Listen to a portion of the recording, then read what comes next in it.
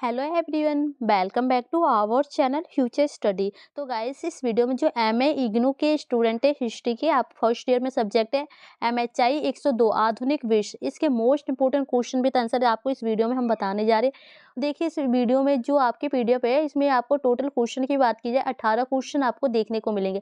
अगर ये 18 क्वेश्चन अगर आप पेपर में करके जाते हैं ना, इसमें से आपके कम से कम 8 क्वेश्चन आपको पेपर में देखने को मिल जाएंगे। और 8 में से कितने क्वेश्चन आपको पेपर में करने होंगे? ओनली 5 क्वेश्चन अटेंड करने होते हैं। तो ये क्वेश्चन अगर 18 क्वेश्चन करके जाते हैं तो आपके पेपर में 100% है कि जो आपके 5 क्वेश्चन आपको पेपर में देखने को जरूर मिलेंगे, और जिसके आप 5 क्वेश्चन अटेंड करके पास आउट हो सकते हैं, वो भी अच्छे नंबरों से। ठीक है, तो इसमें क्वेश्चन क्या है प्लस पीडीएफ में आंसर किस टाइप से लिखे गए, सभी कुछ आपको बताया जाएगा। और ये जो क्वेश्चन आपके प्रीवियस ईयर के क्वेश्चन पेपर होते हैं, जो सबसे ज्यादा बार रिपीट होते हैं, वो क्वेश्चन लिए गए 10 ईयर के अकॉर्डिंग जो क्वेश्चन होते हैं, आपके नोट्स कह सकते हैं पूरे सिलेबस को देखते हुए इस पीडीएफ को तैयार किया गया है। इन्हीं में से आपके पेपर में क्वेश्चन देखने को जरूर मिलेंगे। पहला क्वेश्चन देखिए, यूरोप में पुनर्जागरण के जन्म को सुगम बनाने वाले विकासों की चर्चा कीजिए। तो मतलब ये बताया जाए जो यूरोप में पुनर्जागरण है उसका विकास कैसे हुआ, उसके बारे में क्या क्या उसकी कारण है, वो आपको बताना है। सबसे पहले आपको परिचय लिखना होगा किसी भी क्वेश्चन के अकॉर्डिंग आंसर लिखने के लिए। फिर उसके बाद आपके ये कुछ पॉइंट है जो कि आप इसके कारण के अकॉर्डिंग कह सकते हैं, उसमें क्या क्या चेंज हुए, क्या क्या बदलाव हुए हैं, तो ये विकास कैसे हुआ है, तो ये इसके पॉइंट है। ठीक है, फिर इसके बाद आप देख सकते हैं सेकंड क्वेश्चन आपका स्टार्ट हो रहा है, पुनर्जागरण ने धर्मनिरपेक्षता विचारधारा के उद्भव में किस प्रकार सहायता की है, तो ये आपको बताना है। इसके अकॉर्डिंग ये क्वेश्चन है, इसके आंसर देख सकते हैं। फिर आपका थर्ड क्वेश्चन बनता है, पुनर्जागरण ने मानव एक स्वतंत्र तार्किकता के रूप में नया दृष्टिकोण दिया, व्याख्या कीजिए। तो इसमें जो नई जो परिस्थितियों को कैसे उत्पन्न किया उसके बारे में आपको बताना है। ठीक है, क्वेश्चन थर्ड है ये। क्वेश्चन नंबर 4 देख सकते हैं, ये भी इंपॉर्टेंट क्वेश्चन है आपका, जो कि आप कह सकते हैं इस पर आपको इनके क्या प्रभाव पड़े थे। धार्मिक विश्वास पर ज्ञानोदय विश्वास पर प्रभाव की चर्चा कीजिए। तो क्वेश्चन 4 इंपॉर्टेंट है, आप देख सकते हैं। इस टाइप से आपको आंसर लिखना है। इसके पेपर में क्वेश्चन आए तो शॉर्ट क्वेश्चन में भी पूछे जा सकते हैं, लॉन्ग क्वेश्चन में भी पूछे जा सकते हैं। ठीक है, तो ये इसके प्रभाव है, ये इसकी आलोचना है। फिर इसका क्वेश्चन 5 है, फ्रांसीसी क्रांति ने यूरोप में राष्ट्रवाद और सार्वभौमसत्ता को कैसे आकार दिया। ये देख सकते हैं क्वेश्चन 5 का आंसर।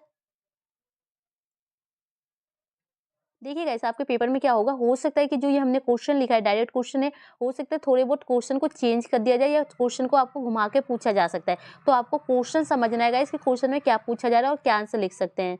आधुनिक राजनीति और संस्कृति पर फ्रांसीसी क्रांति की विरासत क्या थी, जैसे ये क्वेश्चन आपका बना। अब आपके पेपर में आ सकता है कि जैसे आधुनिक राजनीति और संस्कृति क्रांति पर फ्रांसीसी क्रांति की भूमिका बताइए, तो इस टाइप से भी क्वेश्चन आ सकता है। ठीक है, तो क्वेश्चन नंबर 6 है। इसके बाद आपका नेक्स्ट क्वेश्चन है 7। देखिए, राज्य की धारणा को परिभाषित कीजिए, राज्य को उदारवादी अवधारणा को स्पष्ट कीजिए। तो देखिए, इस टाइप से आपके क्वेश्चन आ सकते हैं पेपर में 7। फिर क्वेश्चन 1 देखिए, राज्य पर मार्क्सवादी और गांधीवादी परिप्रेक्ष्य का विश्लेषण कीजिए। तो आपके पेपर में ये भी आ सकते हैं कि जो राज्य पर मार्क्सवादी और गांधीवादी के विचारों की बताइए, दृष्टिकोण बताइए। तो ये इस टाइप से भी क्वेश्चन पेपर में पूछे जाते हैं। ठीक है, तो ये इसका आंसर है। आधुनिक विश्व में नौकरशाही से आप क्या समझते हैं, नौकरशाही के विभिन्न प्रकार या रूप क्या है। तो आपके पेपर में आ सकता है नौकरशाही के अकॉर्डिंग इनके प्रकार बताइए, इनके रूप बताइए। तो ये आप बता सकते हैं। ठीक है, क्वेश्चन देख सकते हैं ये, इसके आंसर ये टाइप के आपको देखने को मिल जाएगा। फिर ये आपका निष्कर्ष क्वेश्चन नंबर 10 देखिए, लोकतांत्रिक की ऐतिहासिक प्रक्रिया और लोकतंत्र के समझ समकालिक चुनौतियों पर संक्षेप में चर्चा करें। तो इसमें क्या बताना है कि जो लोकतंत्र के सामने कौन कौन सी चुनौतियां उत्पन्न होती है उसके बारे में आपको बताना है। ठीक है,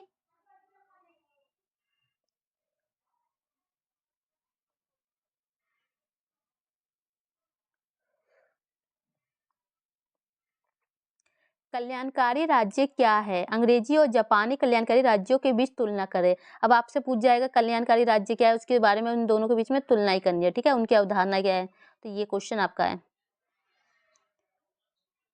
फिर आपका नेक्स्ट क्वेश्चन दे सकते हैं, बी औपनिवेशीकरण से आप क्या समझते हैं, बी औपनिवेशीकरण की दिशा में विभिन्न दृष्टिकोण की व्याख्या करें। तो ये आपका 12 क्वेश्चन है, तो इसके आंसर देख लीजिए। और एक चीज आपको भी और भी बताएंगे, देखिए, गुटनिरपेक्ष आंदोलन पर एक नोट लिखे। तो ये आपका क्वेश्चन, आधुनिक विश्व को परिवर्तन करने में मुद्रा और प्रकाशन में हुई क्रांति के महत्व की व्याख्या कीजिए।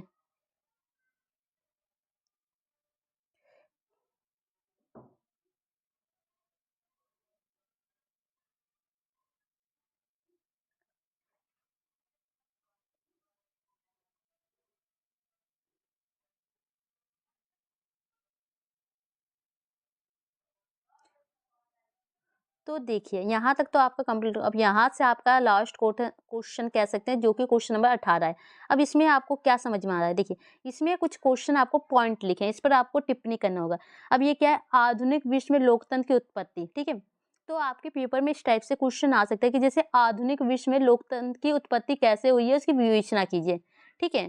कल्याणकारी राज्य से आप क्या समझते हैं, इसकी भूमिका बताइए। तो इस टाइप से ये देखिए जो क्वेश्चन है आपको यहाँ देखिए, ये ज़्यादातर तो क्वेश्चन किसमें, टिप्पणी वाले क्वेश्चन में आते हैं। हो सकता है कुछ क्वेश्चन लॉन्ग में भी आ जाए, तो आपको पेपर में अगर ये शॉर्ट में क्वेश्चन आए या लॉन्ग में क्वेश्चन आए तो आपको जरूर देख के ध्यान देना है, ठीक है।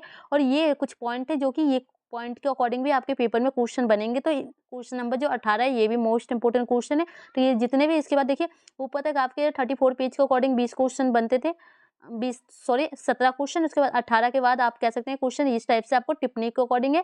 ये शॉर्ट लॉन्ग दोनों टाइप के क्वेश्चन में पूछे जा सकते हैं। तो आपको अगर पूरी पीडीएफ आपने अच्छे से पढ़ ली ना, जितनी यहाँ पर आप लास्ट पे देखिए जो कि 63 पेज है, अगर आपने पूरी पीडीएफ अच्छे से पढ़ ली, आपके कहीं भी 5 क्वेश्चन नहीं गए, पूरे 100% हम गारंटी के साथ कह रहे हैं 5 क्वेश्चन आपको देखने को मिलेंगे।